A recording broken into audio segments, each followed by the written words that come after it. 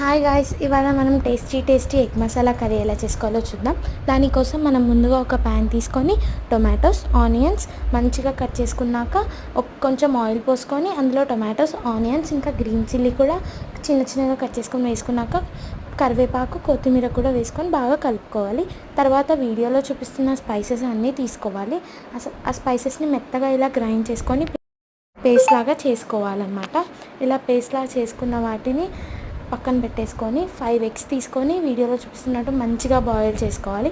ఇలా బాయిల్ చేసుకున్న ఎగ్స్కి మనం కట్స్ పెట్టుకోవాలన్నమాట. ఆయిల్లో వేసి ఫ్రై చేసుకోవడానికి ఇలా వీడియోలో చూపిస్తున్నట్టు స్ట్రెయిట్గా కట్స్ పెట్టుకోండి. ఇలా పెట్టుకున్నాక మనం వీటిని కూడా ఒక సైడ్కి పెట్టేసుకొని అదే ప్యాన్లో మళ్ళీ కొద్దిగా ఆయిల్ తీసుకోవాలి. ఈ కొద్దిగా ఆయిల్ వేసుకున్నాక ఇందాక కట్ చేసి పెట్టుకున్న ఎగ్స్ని మనం మెల్లమెల్లగా ఈ ఆయిల్లో అయితే వేసుకోవాలన్నమాట. ఇలా ఆయిల్లో వేసుకున్న వాటిని మంచిగా తిప్పుతూ ఫ్రై చేసుకోవాలి. ఇలా మంచిగా ఫ్రై చేసుకున్న వాటిలో ఆల్రెడీ ఇందాక మనం గ్రైండ్ చేస్తున్నప్పుడు పసుపు వేసేసాం కాబట్టి ఓన్లీ ఇప్పుడు కారం, ఉప్పు వేసుకోవాలన్నమాట. ఇందులో కారం, ఉప్పు వేసుకున్నాక కొద్దిసేపు మంచిగా వీటిని ఫ్రై అవ్వనివ్వాలి. అప్పుడే మనకి కర్రీలో టేస్ట్ అనేది బాగుంటుంది.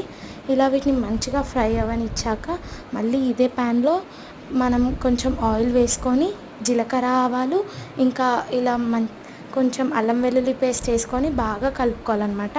ఇది ఫ్రై అయ్యేదాకా మనం దీన్ని ఇలానే ఉంచాలి.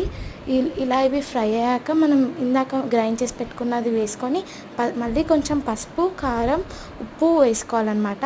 మనం ఇందాక గ్రైండ్ చేసి పెట్టుకున్న పేస్ట్లో పసుపు, కారం, ఉప్పు వేసుకోవాలి.